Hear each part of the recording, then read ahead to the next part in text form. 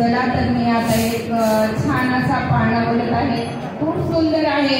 आणि जेव्हा मुली जन्माला येतात त्या लक्ष्मीच्या पावडणीत आपल्या घरामध्ये येतात आणि खरंच लक्ष्मीचं स्वरूप असतं। आणि अंजूच्या घरामध्ये खरंच पहिली मुलगी होती, तिला दोन्ही पण नाती जन्माला आल्या तिच्या घरी। तिला खूप आनंद झाला होता।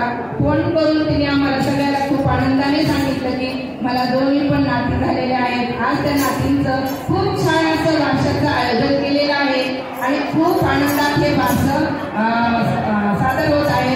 तर चला मी आता एक पाळणा बोलत आहे।